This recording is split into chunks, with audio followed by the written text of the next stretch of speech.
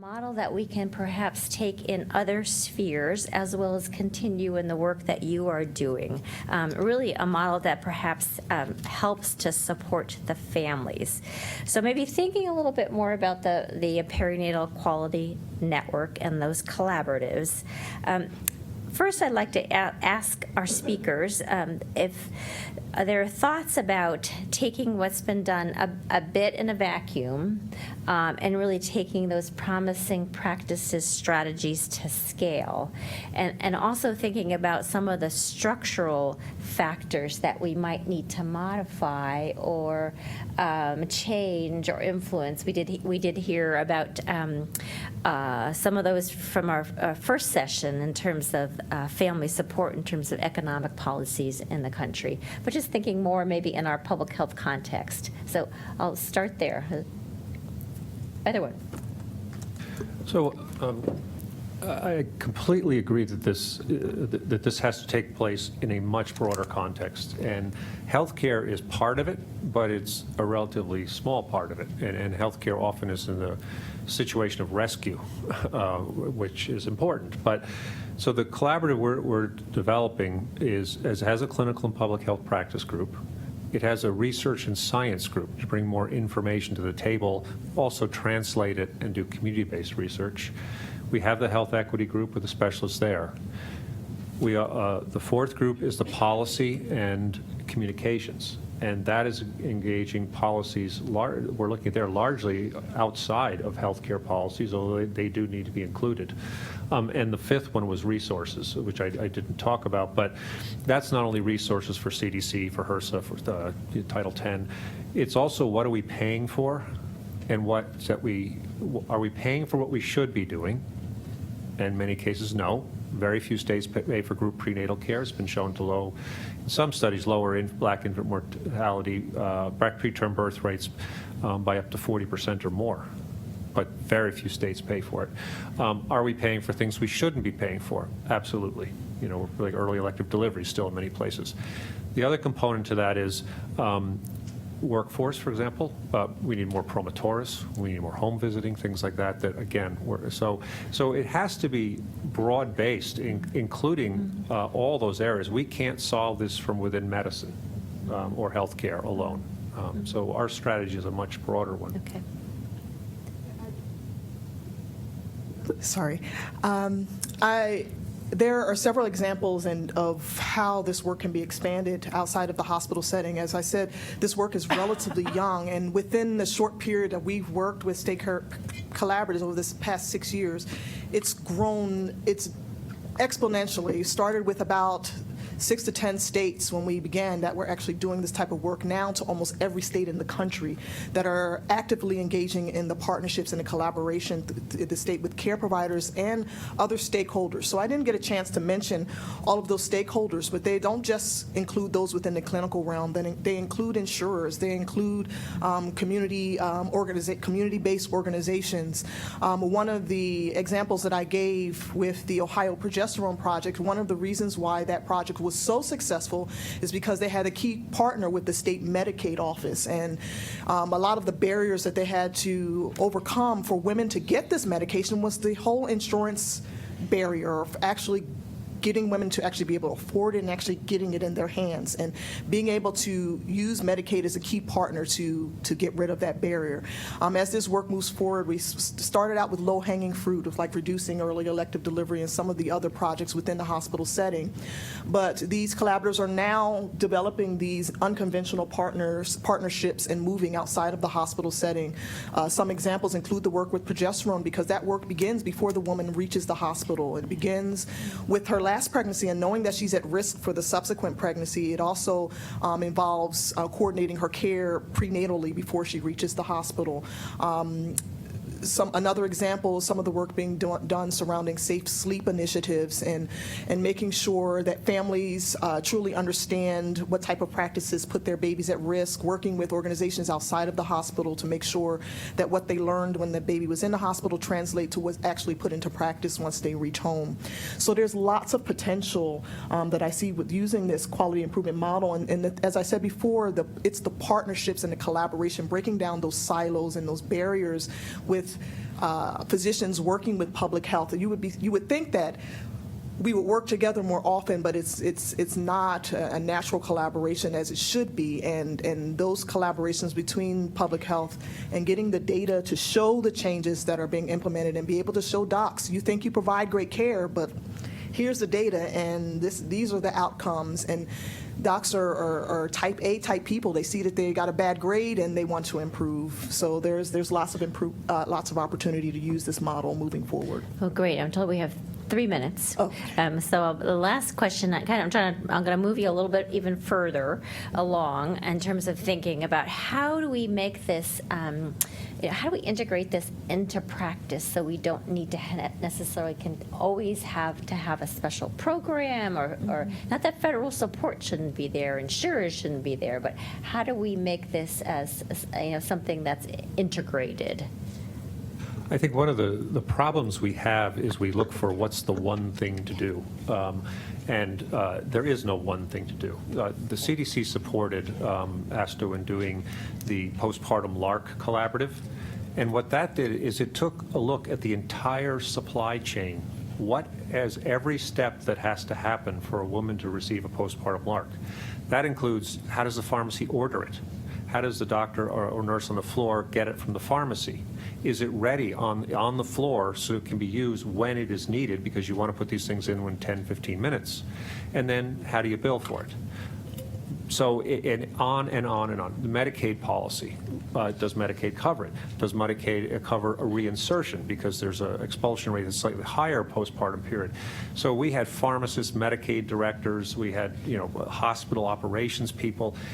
We can't just say, what do the doctors need to do? And one of the biggest smoke screens for actual activity is, well, we'll educate. We'll educate the doctors, we'll educate someone. So if you educate somebody in a system that does not allow what you want to have happen to happen, it's not going to happen. With aspirin, we just discovered, working with one group in Boston, that they would give their Medicaid patients a prescription for aspirin. They would then go to the pharmacy, and the pharmacy system would kick it out, because pregnancy and aspirin in their system were not permitted at the same time. Those are the types of things you need to solve if this is going to work. And that is how actually QI works, true QI. I just want to quickly add that one of the goals of the work of State Perinatal Quality Collaboratives is to change the culture. So by having buy-in at the care provider level and having teams be integrally involved in the decision-making and how interventions are implemented within their hospital and seeing the impact has made them be more excited, and has been an incentive for them to really truly work to change the culture. And that's ultimately what I think will be what actually makes That's terrific. And one last quick question, you can nod. Was measurement of outcome critical for them in terms of, they're getting on board? Did they have to be able to, in real time, view progress? Well, it's used as, I say, they don't see the outcomes before they join, but they're shown evidence and data how it's worked in other states and with other projects and programs to be recruited to join. Okay.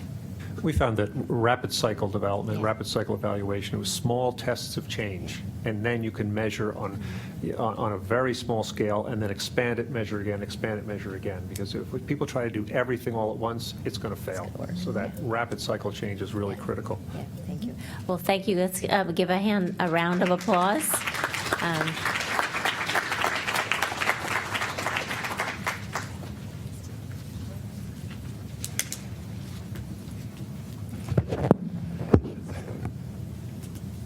As our closing panel presenters and discussants are coming, one quick housekeeping update that I didn't mention in my earlier remarks is all the slides for these presentations will be available on our website or on our intranet page in the next week or so.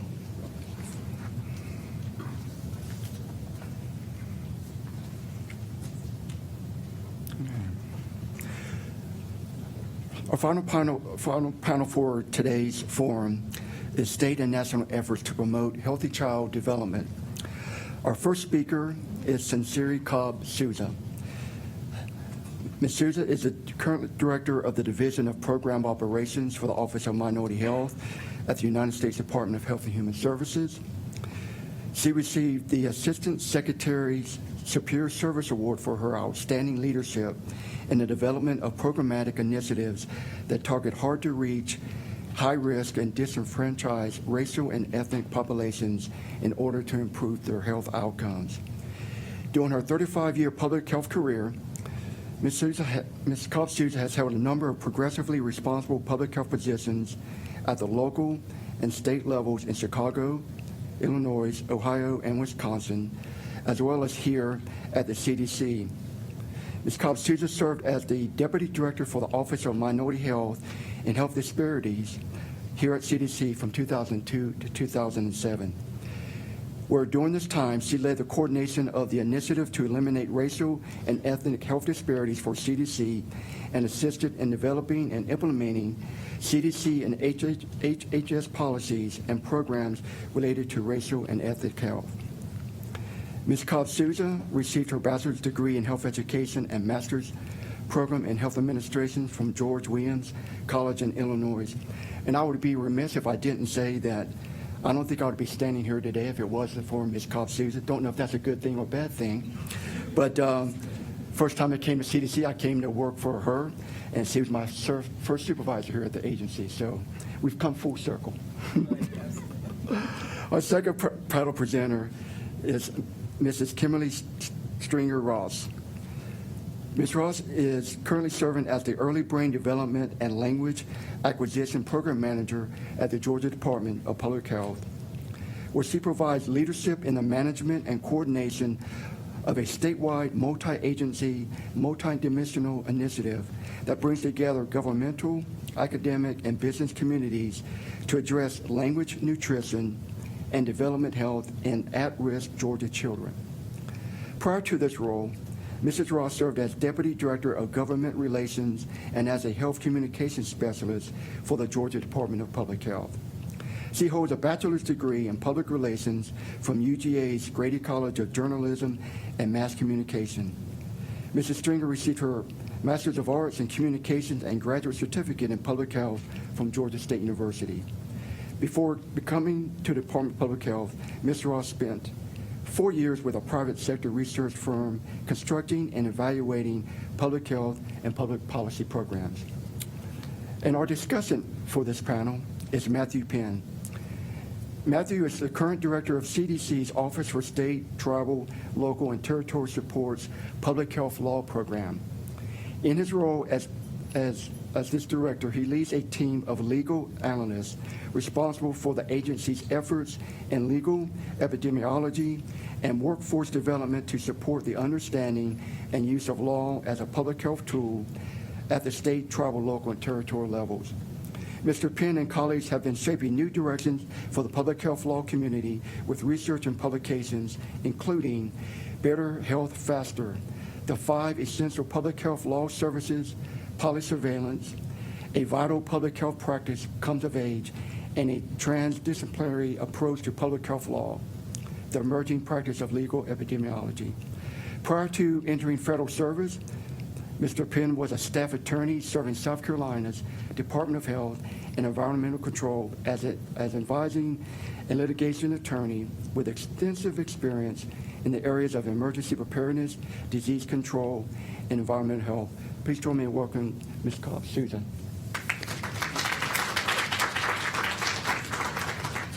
Okay, is it? Yes, we're almost at afternoon. Good afternoon, everyone. Thank you so much. I really appreciate being here. It really is a tremendous opportunity to talk with you about some of the national programs that we're sponsoring in the Office of Minority Health at HHS, as well as to talk with you about some of the disparities data I know that some of my colleagues in prior panels have covered, but I would be remiss coming from Minority Health and not painting that picture even further with you. So please, if you would indulge me. So starting first, the overview of my presentation this afternoon is to provide you with information, updated information from a newly released report from the Casey Foundation that looks closely at those indicators of a child's well-being, as well as outlining the contributing factors to the four. First being the economic circumstances, second, the health and wellness overall for the children as well as the mother, the families. Third is education, and fourth is family and community.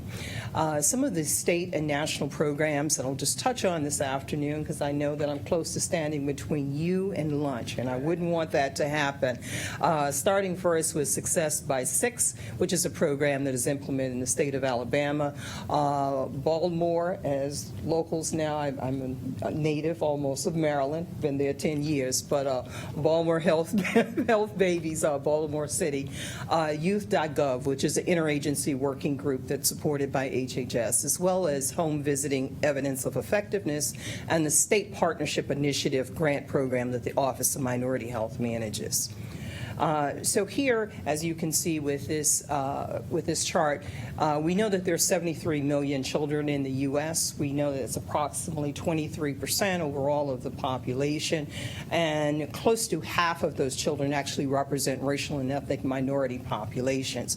Understanding this changing demographics will really help us in being able to shape policy, plan for programs, as well as looking very closely on what's needed specifically to promote healthy child development. That would be a culturally competent strategies that we put in place.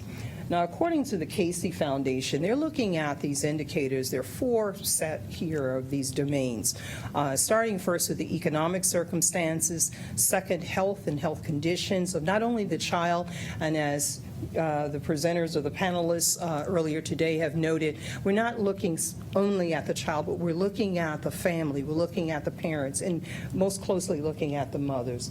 Third is education and education status, and fourth, family and community.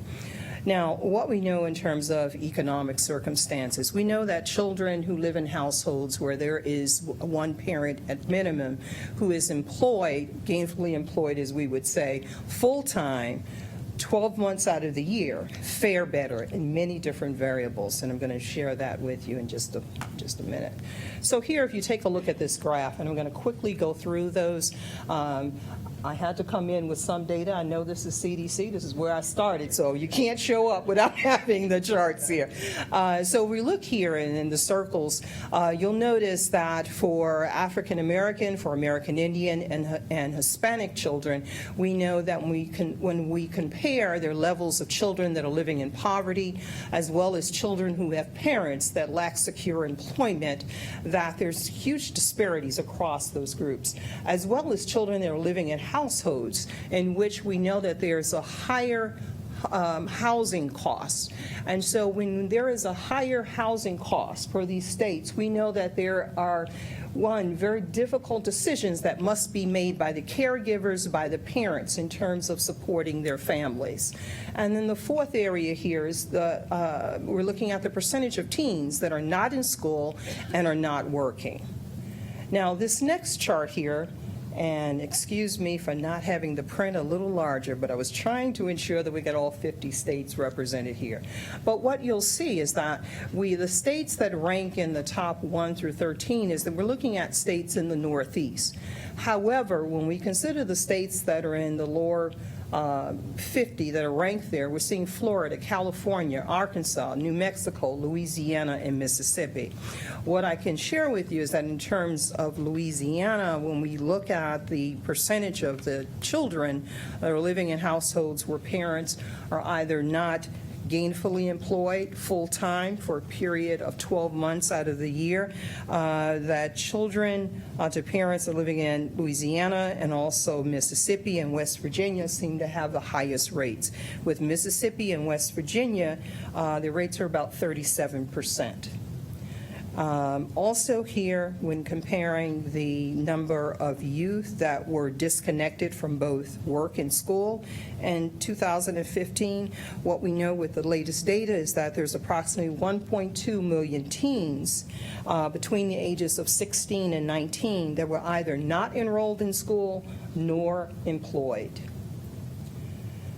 Now, key indicators for health, and the panelists have touched on this earlier, but I just want to call your attention to where we still see the persistent disparity there for low birth weight babies, particularly for African Americans, as well as when we're looking at Asian and Pacific Islanders at 8.4%. Children without health insurance, we still have a huge gap there, and it's primarily when we see that gap with American Indian children that are without health insurance. Children and teen deaths per 100,000, that's African Americans and American Indians that have the huge disparity. And teens who abuse alcohol and drugs, from the latest data, 6% is for Hispanic children and teens. The state-by-state comparison here of health, I'm going to skip this because there's other information I'm going to share with you in just a moment. Education. What do we know about that domain? We find that there's a huge gap in terms of the number of young children that are not in school, I should say the percentage. For American Indian children, and we're looking at those that are 3 to 4 years of age, that 56% of them, as well as 60% of Hispanic children between the ages of 3 and 4 that are not in school. For fourth graders that are not proficient in reading, there are a huge gap again. African Americans 82%, Hispanics 79%, and American Indians 78%. As well as we continue to see that gap persist for eighth graders that are not proficient in math, as well as high school students that are not graduating on time. And this is just a map that's ranking those states based on those educational outcomes, and more information is available from that Casey report online. Family and community. Family and community. So here we're looking at the number or the percentage of children that are living in single-parent families, the percentage of children in families where the household head lacks a high school diploma. From some of the latest data, we're seeing that for children who live in households where the caregivers or the parents lack a high school diploma, we know that in many instances, those children may not be actually engaged in educational programs at 3 years old, 4 years old, 5 years old. They may also have parents that are not gainfully employed for a 12-month period and full-time. And this will impact when we consider in terms of their future educational outcomes in some instances, as well as we're seeing a disparity there for the teen births. Skip that one. So state and national programs. I want to share with you, starting first with United Way in Alabama. Success by 6. This is a program that actually engages in a partnership with private industry, as well as faith-based organizations and pre-K programs in the public schools in Alabama. The purpose here is to be able to increase the number of children that actually can take advantage of those 3-year-old, those 4-year-old, those 5 years old, getting them prepared so that they're ready at the time when they enter school, which will actually assist them in moving forward, as well as increase their proficiency as we are, reviewing their reading as well as math. They engage community workers with this program to educate parents and also the gatekeepers in the community so that they're aware of and they understand the advantages of the children there in Alabama participating and understand the importance of them being proficient in math as well as reading. The second one is a program that's actually implemented in the city of Baltimore, but the state of Maryland supports. And the goal here is to ensure that Baltimore's babies are born in a healthy weight, is to address low birth weight, primarily for African American mothers that are pregnant. And they start first with a communications campaign with explaining the importance and having grandmothers, if you will, and community health workers that are in the community that actually are able to share this information and get into faith-based organizations as well as other social groups and through their networks so that they can reach those women, one, while they're pregnant, as well as those prior to pregnancy, so that they can actually get them into prenatal care and follow up for those visits and bring them back in for those who've fallen out of care. The third example of a national program here is the Federal Interagency Working Group on Youth Programs. How many people are familiar with this? Yes? Okay, great. All right. So this is one in which HHS actually, through an interagency working group, there are representatives across 20 different federal agencies that participate. The purpose here is to be able to collect the information, to collaborate on those programs where we know that they're promising approaches, they're evidence-based interventions, and to be able to actually share that information about those programs that are evaluated, that have been proven with effectiveness, as well as being able to disseminate the results throughout the networks to make it available. You can actually go online if you haven't had the opportunity to visit this site. You can review the information in terms of their outcomes, their publications, review the related resources, as well as the information that's available on their federal website, and sign up for newsletters for this group. Next, we have the national programs, the home visiting evidence of effectiveness, which is one that's being led by ASPE and the Administration for Children and Families. I know that there are representatives from CDC who participate in evaluation. Any representatives here? No? Okay. All right. So this is another national program in which actually it is an overall assessment of evidence of maternal and infant health programs that have been supported by the federal government. There is a database that's collected. They've actually published the reports in terms of the domains of effectiveness. And I would encourage you, again, if you have not already, to visit the site here and the publications, because this has been very effective in assisting community organizations in examining what are the essential domains, what do we know that works, what has been modeled or modified for various communities, and in addressing the community's priority needs. Because as we all know, what may be our priority and our need may not be the community's foremost priority, and that must be addressed first. And so they've actually published over 20 evidence-based models that by outcome domain. And so it's one that's been very effective in informing our communities. Next, I'd like to share with you, this is a program that we're very proud of. It is a state partnership initiative grant program. In fiscal 2015, the Office of Minority Health actually developed a funding opportunity announcement in which we wanted to support that collaborative partnership between state departments of health as well as state offices of minority health and health equity. The purpose in actually supporting the partnership would would assist us in supporting the role and strengthening the role of our state offices of minority health, so that the health departments would see that they were actually, if they were not already working with them actively, working with them to, one, conduct a state assessment using existing data to determine where their gaps, health disparities are, as well as to identify what particular health focus areas or what particular strategies needed to be employed to improve the health status for those populations where the disparities were greatest. Secondly, the state was then required to publish the results from the health disparities profile. Third, they then are required to implement their plan to be able to close the gap for specific communities. Now, communities may be defined as a metropolitan statistical area looking closely at a strategic planning area. It might be a census tract. In some cases, there's specific counties. So I would like to highlight there are two states, Virginia and Georgia is the second one. So for Virginia, the state actually examined their existing data in terms of actually identifying where the gap was the greatest, and taking a look at the high school graduation rate, primarily for blacks and African Americans in the state of Virginia. They then, from the data that they had available, were able to really zero in on a particular county, and then from there, Danville, which is one of their cities there.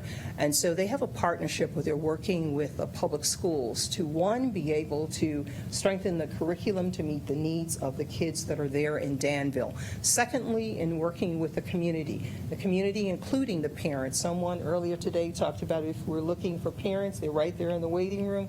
Absolutely. And in this case, they actually had older women who were members of the community to reach out to the parents to really engage them and bring them in as part of this process, and then develop a planning body to assist them in actually implementing this program. It's been very effective in engaging the parents in the program, as well as increasing the participation and attendance rate for the youth who are part of this program, because as I'm sure you're aware, attendance in school is one of the predictors in terms of the not only grades but proficiency when we're looking at reading and math.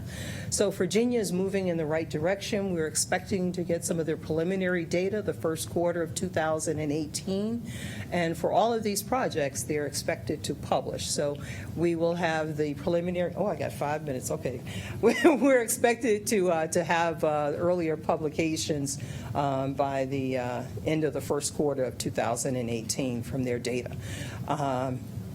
And next, so there's age-appropriate curriculum. Desired outcomes here is to decrease school absenteeism, decrease school inactivity, addressing in-school disciplinary problems, as well as increasing the high school completion rate within 4 years. Next, Georgia. Georgia was one of the states that also decided to focus on a program that is to address nutrition, language nutrition, promoting healthier behaviors, healthy eating, physical activity, and also this is a demonstration in which this program is actually implemented in 3 different locations in the state of Georgia. First in Clarkston. Everyone knows where Clarkston is, right? Okay, all right, someone's recognized. Okay, so Clarkston. The second location is Dalton, Georgia, and third, we're looking at Valdosta. I'm sorry, I was thinking about Valdosta, Georgia. So these are 3 very distinct communities, different populations. The emphasis here is, again, on supporting healthy eating, physical activity, and with parents. Second here, we're looking at the accomplishments of this program. We funded it in August of 2015. The program actually got up and started running after we got past the IRB requirements and other requirements for evaluation for all of our projects. And so they've had close to about 18 months actual implementation, and they've been able to actually publish 2 manuscripts, first looking at reducing the health disparities among Georgia's children with an integrated food and language nutrition intervention for early care and education environments, and also evaluating public-private partnerships. The project has also been successful in being able to reach a number of child care centers, as well as engagement of parents, and also developing and strengthening what in some cases there was a public-private partnership, and others actually engaging those parents, and particularly in communities where you have a greater percentage of parents where English is a second language. So this is another program that we've supported through the state partnership. And how many minutes do I have? Do I have 1 or 2? Okay, I didn't bring any more slides, I promise. I won't put anything else up. But the Resource Center, they made me promise that I would show this slide in terms of to learn more information about any of the programs that I've mentioned, as well as to be able to connect with us with social media. Please visit our website. You can tweet. You can, I don't do social media. They're trying to get me up to speed, but that's the contact information. I also, and if there's time during the Q&A, just want to mention, I only highlighted a few of our programs. We have a few others that are brand new that we recently funded. 2 that I'd like to just mention, that one was competed this fiscal year and awards were issued in August, and that is one in which we are actually supporting the American Indian Alaska Native Health Equity Demonstration. It is one in which the program is actually addressing historical, contemporary, and generational trauma. So we funded 4 tribes and tribal organizations that are working in partnership. The requirement there is to be able to address behavioral, mental health issues, to provide the support. And it's, although the emphasis in the target population notes youth and the requirements of the program, it is extended to the caregivers, to the parents, to the elders, and to the community. So this is a brand new program. It's just started. I had to mention that one. Second one, communities addressing childhood trauma, and I can talk with you about that later. Thank you.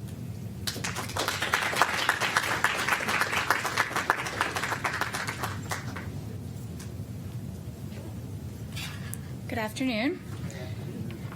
I am here today to talk to you about the Brain Trust for Babies, which is Georgia's early brain development and language acquisition approach. So early brain development and language acquisition has been a priority of the Georgia Department of Public Health since 2014.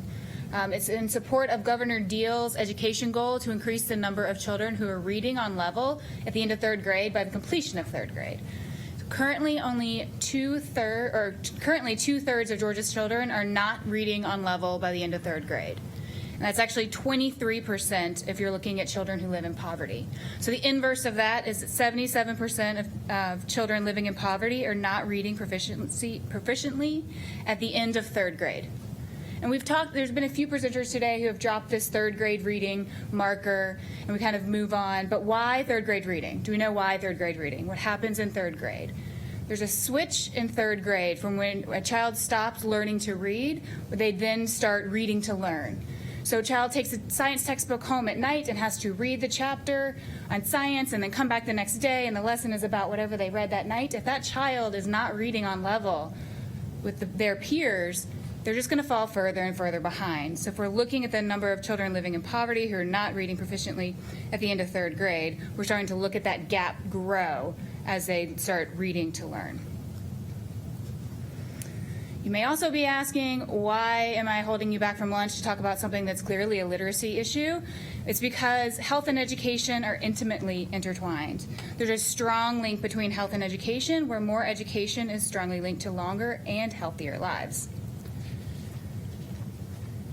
We see a direct connection between college education and living longer. For both men and women, college graduates are living at least 5 years longer than peers who have not finished high school. And not only do people live longer, but babies die less. This is powerful data when we look at the generational effects of education. So the infant mortality rate for women who do not finish high school is nearly double that of women with college degrees. We also know that an additional 4 years of education reduces a wide range of health risk, including the morbidity and mortality associated with diabetes, heart disease, being overweight, and smoking. So as we've identified the importance of education on these health outcomes, it's then essential to look at impacting children's academic success. So early language exposure enhances development and academic success. Before birth, and during the first 3 years of life, the brain undergoes dramatic development. This early language exposure is critical for brain development and creates a foundation for all future learning. So a child's early language exposure is the single strongest predictor of 3rd grade reading, which is an indicator, as I said before, of future academic success and lifelong health.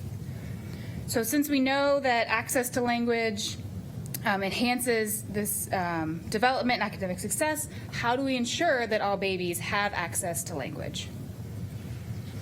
The way that Georgia is approaching this is through the development of the Brain Trust for Babies.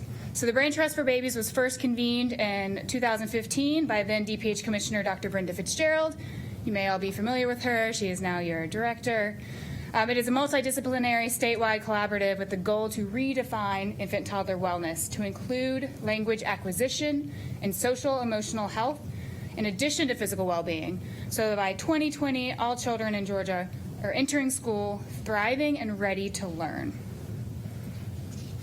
Just a quick snapshot of the advisory board for the Brain Trust for Babies is made up of 19 different individuals representing different state agencies, nonprofits, academia, professional associations like Georgia AAP, the Georgia OBGYN Society, And they focus on 5 strategic objectives with strategies that are advanced through the work of 4 subcommittees. So there's subcommittees that focus on access and policy, on data and evaluation, integration and training, and outreach and awareness. The subcommittees are made up of partners from close to 50 organizations, including some folks from right here at CDC. So I mentioned that there are 5 objectives. The first one is focusing on reducing the word gap. Who's familiar with the word gap? Few people, yes. So quickly, I'll go through it. There was a study about 2 decades ago by researchers Hart and Riesly that looked at families from low-income families, middle-income, and higher income. And they went into the home and they gave families who have babies a Lena device. Do you know what a Lena device is? So it's like a Fitbit for words. It's a word pedometer. Baby wears a little vest, and then the Lena device is in the vest, and it records the language that the baby is hearing. It's not going to record if you're watching CNN or if you have the radio on, but it's going to record infant-directed speech and any utterances from the infant. So they then went in, and they can take that Lena device, put it in some kind of sophisticated computer program, and it can pull out the number of words that baby is hearing. What they found is that babies from low-income families were hearing 30 million fewer words when they extrapolated this data out than babies in higher-income families. That means that they're entering school with a much lower vocabulary, listening and spoken vocabulary than their peers. So they're already at this disadvantage.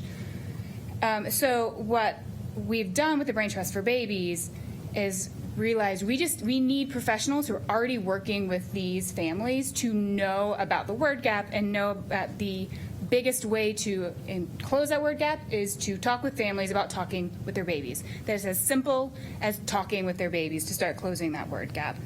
So we do this through a few initiatives.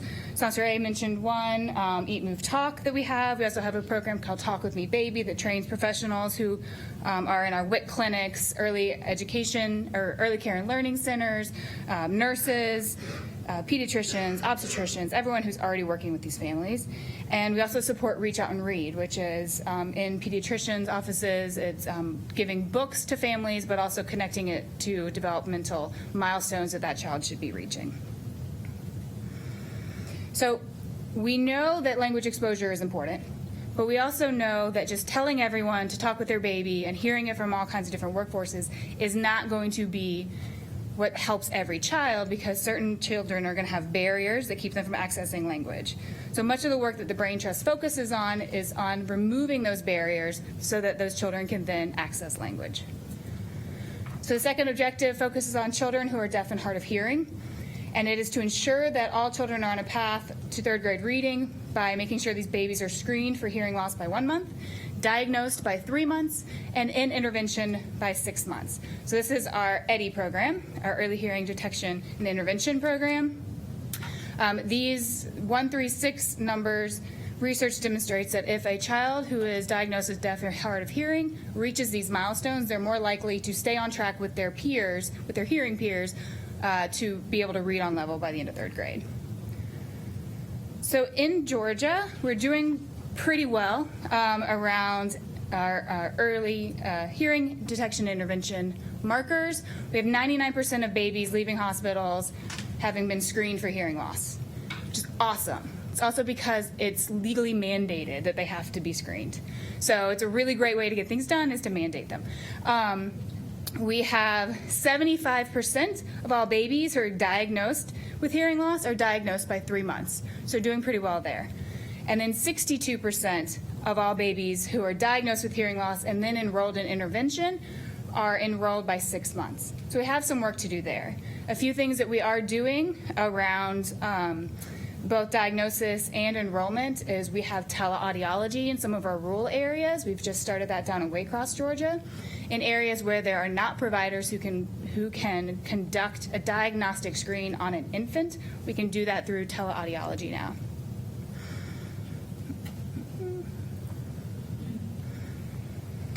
So the third objective is around ACEs.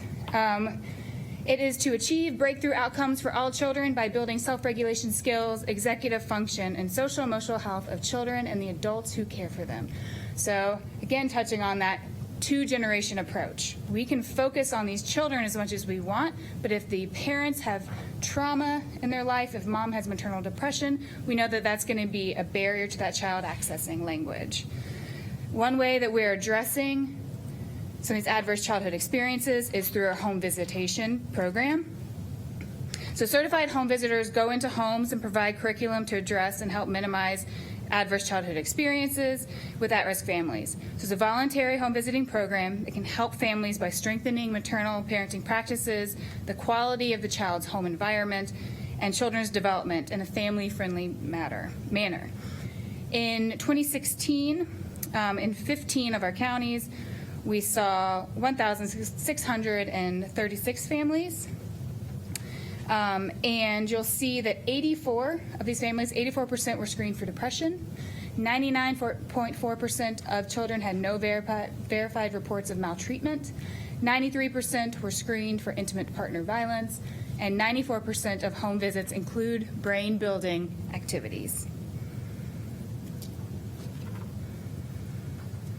We've also incorporated the ACEs screening questions into the 2016 BRFSS, and then we are doing it again in 2018. So we can start to gather some data on what it looks like across Georgia, and then be able to pinpoint some areas of targeted focus.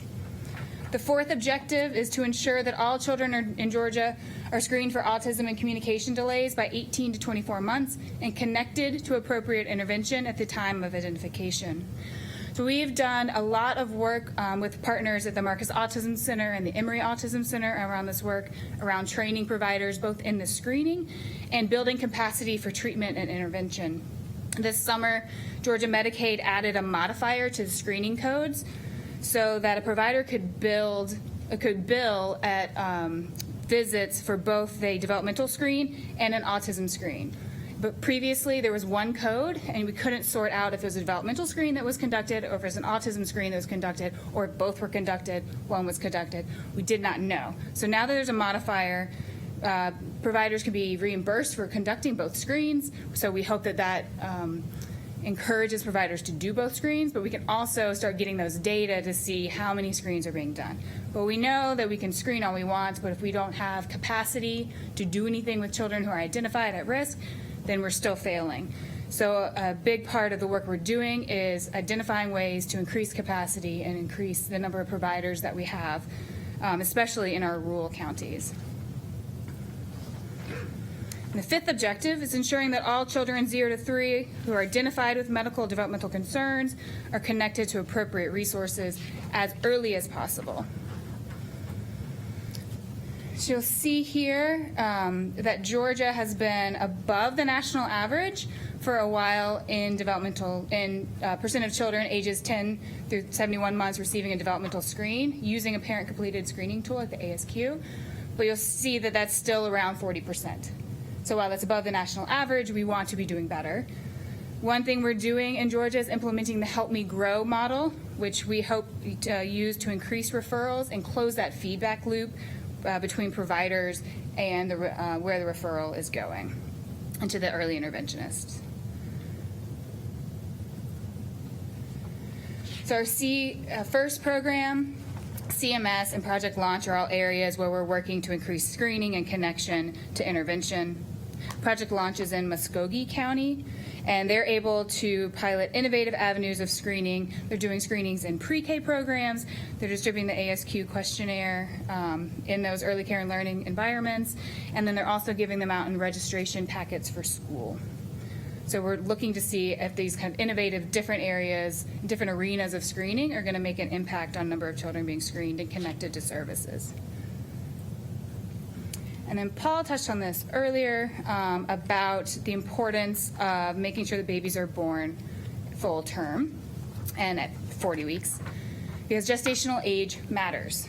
So in addition to the 5 objectives I just went through, the Brain Trust identified cross-cutting measures, and one is reducing the number of preterm births. So overall, we know that 1/3 of Georgia's children read on grade level, and this study shows the striking relationship between gestational age and early reading proficiency. while 41% of children born between 37 and 41 weeks read on grade level by the end of 3rd grade.